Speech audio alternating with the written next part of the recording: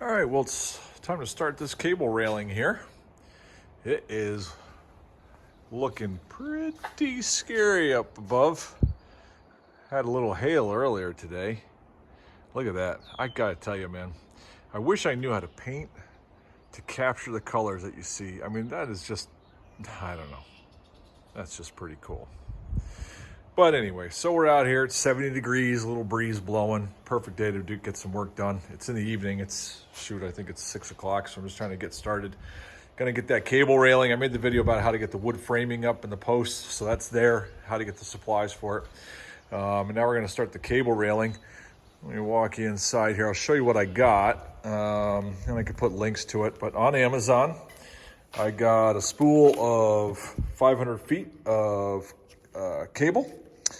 And I got 2 packs of these little, had one in my hand, these little things. They actually look like little 22 round bullet casings, but they're sleeves that will go in holes in the posts, and the cable runs through those to give a finished look. And so I got those, and then a pack of these anchors. They come in even amounts, that left twist and right twist, the threads, and I'll show you exactly why that is in a minute. And I have a pack of those, and then I got my another story pole. You can tell I like these story pole things. So let me show you exactly what I did real quick here. So if you recall, when I made the video on how to do the railing, it is not the same heights. The concrete fluctuates all over the place because you got your slope, you got whatever human adjustment when they poured the concrete, whatever. This is my shortest distance. I know that I couldn't do a cable any lower than right above that. So I measured from here, this is about 6 inches, by the way, up to the bottom of here. And I spaced it out, and I came up with 5 1/4 inches would give me 5 runs. I am not doing this up to any kind of a railing code where you have to have, I think it's 3.5 or 4 inches or less, simply because I don't have a drop more than what is required over here. So this is more of just where people are here. There's a railing there, but it's 5 inches spaced, or 5 1/4 inches spaced. So then what I did is I grabbed this pole here, and I drew a line on how I wanted to mark it out. And this is my top, where it says top. Oh, here comes the rain. You can hear it hitting the metal roof. Anyways, I measured down 5 1/4 inches, put a hole, 5 1/4 hole, 5 1/4 hole, 5 1/4 hole, 5 1/4 hole. The one on the left and the right are old screw holes. This is scrap lumber. And then, since I'm going to be using this as a story pole up against a 5.5 inch 6x6, and also on a 3.5 inch support, I drew a line. That's this line right there, if you can see it, and there's one in the back as well, so that when I'm putting this up on against this, I can line up the back edge. You can see I wrote pond side, knowing that when I put it up against it, that has to be facing the pond. So for an example, if I was going to do this one here, I would take this and go behind it, and then line that line up with the back of the post, like that, right? Like that. And then what I do, and this has to be up tight against it because my spacing is coming off the top rail to make sure my cables are level with the top rail, not the concrete. And then all I do is on all these holes, the 5 holes, boom, boom, boom, boom, boom, I just put a mark in there. So I'm using a nail to make my mark because the pen won't fit through the hole. And that's that. And then I just started to drill. What I'm doing is I'm drilling in a little bit on both sides, and then all the way through with a big bit. The packs that I got came with a bit. That bit is a little bit too small. This, I believe, is a 1/4 inch bit, and that'll go all the way through the post. So that's how I'm getting started. And let's see how it actually turns out. So that's my plan. Let's see if we can execute it successfully. So more to follow. All right, so the first one's in. And what did I learn from the first one? Well, I learned first off that I drilled these holes. I used the drill bit that came with the pack as a pilot, and they went right in. Remember, like I told you in the beginning, and I didn't follow up, they come with 2 groupings in the pack. and they thread two different ways. One is righty-tighty, the other one is lefty-tighty. So don't get discouraged if you grab a lefty-tighty and you're trying to screw it in this way and it's not going in, because I did that for about 5 minutes. I was irritated and then realized I was twisting it the wrong way. Haha. So, but anyways, got those in. What I did is I put them in. That is about 3/4 of an inch from being all the way in on the threads. You can see there's an inch up there. It's about 3/4 of an inch all the way. It comes with a little tool that grabs that little nub right there to twist it. I put them in 3/4 of an inch, including that one. So then what I did was I fed my wire through.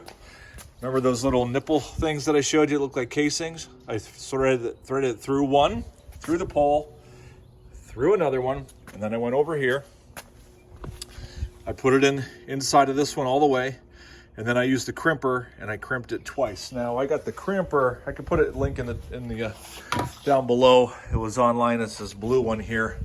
It's a little hydraulic crimper, and I couldn't figure out which number to use. It's a number 4 die. I tried a number 6, too big. Number 4 is the one that does it just right. So what I did anyways, so I did a double crimp on that. And then I came down here and I cut my wire. I cut my wire a little bit longer so that I could hold it in, and there was a little flop to it. Remember, this was all the way out like that on both sides. Then after I got that double crimped over here, then I threaded it all the way in. This thing is, see how tight that is right there?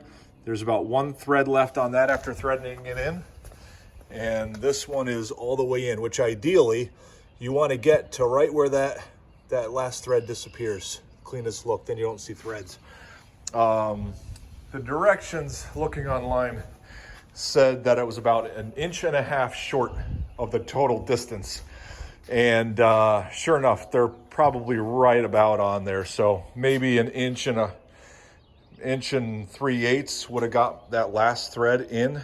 I could probably twist it tighter right now to get that last thread in, but man, that thing is stinking tight. So maybe I'll just leave it like that and see it when it stretches over time, and then pull it in, somewhere later. So that's what I learned off the first one, and let's see how the rest go in. Well, the fun thing on working on projects is you just don't know what'll happen. Man, I got these 5 cables done. It's hard to see them. 1, 2, 3, 4, 5, and this storm just blew in. I showed you those ominous clouds before, and it's picked up and it is pouring. Let me tell you, holy cow! So exciting stuff. Anyways, started on this side, and I'll catch up with you guys later. Wow, what a storm! All right, so we got the 2 ends done. So just to walk you through, you showed you how to mark, get your started. 1 thread on one side, the other ones all thread the other direction, so that when you twist them to tighten up, your wire doesn't get kinked. Then all you do is you have your spool, and I'm feeding it through the holes all the way down. This end is a lot longer. This is 48 foot long, this stretch. And so you can see, I'm working on this one right here, this next pole. So what you do is you take your wire, oops, you're not gonna be able to see it, but anyways, you slip that little sleeve thing over, pop it through the hole, that goes in there, and then I come back later on and push them all the way in, right? And then, this is hard to do holding a phone and running it. And then on the other side, you put another sleeve thing on, and like that, and that goes in there. It's got that little lip so it doesn't push all the way in your wood. Then all you do is you come down here and you insert that in there. Now it's not going to stay right now, but that's what you're going to do, is you're going to insert that right in there, and then you use your crimper and you crimp 1. I do 2. You can see all my crimps there. It's kind of blurry, but there's 2 on there. So let me see if I can hold this and show you. I don't think it's going to be possible, But that's your crimper. You open it up and you put it on your thing, and then you just hand pump it. It's a hydraulic one. I gotta tell you, they got manual ones. After doing this, there's no way you're doing it manual. This is hard to do one-handed, as you can see. I'm trying to, so I just got it barely tight now, and now I'll need to pull that wire in there. Oh, yeah, not gonna happen with me holding. Let's see if I can go like this. Push that all the way in, and then tighten it up. Oh, like that. Release the little knob for the hydraulic. Opens up.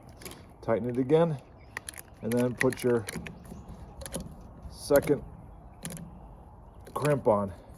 Release it to let it go, and you're done with that one side. So now all you do is you go all the way down the other end. Now on these short ends, I told you about 1.5 inches short of the posts worked. This longer span, haven't figured that one out yet. As you can see, I did 1.5 inches and I threaded way in. So I'm not sure how that happened. I would have expected it to use less, but anyways, it still worked. It's still tight. It's just here where some of these I stopped the thread short because I didn't want to go too tight. This one is snug, and I could still go in more, but so I'm playing with that. So then what I'll do is I'll run the rest of this wire out here. Sorry for the camera, guys. And I'll take my wire cutters and I'll take this up here and I'll get my length, which is, oh, you know what it is? That's why. I cut it about 1/4 inch last time, so I'm probably gonna go up here further. You can see it's only gonna go into that sleeve so far, right? And you want a little slack just so you can hold on to the thing while you're getting, get it all the way in there, you know? It did help, by the way, that I'm doing this length, but it's supported by the posts all the way. So I don't have the weight of the wire. You know how you're trying to pull a wire a long distance and it sags? The holes going through the post definitely help hold it level. And so then I'll just cut this with the wire cutters, put it in there, double crimp, and that's the process. And that's a wrap. All done. You can barely even see them, which is exactly what I was after. And this was an easy product. Now, you know, my goal was that when you're inside the barn, we opened up these 2 back doors and you're looking outside, that it did not impede the blue, the view, not the blue. And those cables are perfect. A lot better than any kind of a vertical or horizontal spindle or anything like that. That railing, I had debated whether to put that up if you saw my other video because of the view block, and just went with the cable only. But you know what? I'm glad I put that there. It's added strength and it gives somebody, you know, to lean against it, which, you know, people are going to do when they're going to be out here. And also, you know, perfect cup height, and you know it's going to get used for that. So look at that. Oh man, first time I ever did it. Very easy, guys. I'll leave links for all the materials that I used. This was a simple project. 2 people would make this a lot quicker, even as simple as like when I was trying to crimp it and hold the wire at the same time. You can do it, and I did this all by myself. But 2 people would definitely make this thing go quicker, and you could get this done in a couple hours, not a problem. So, but hope that helped you guys. Good luck.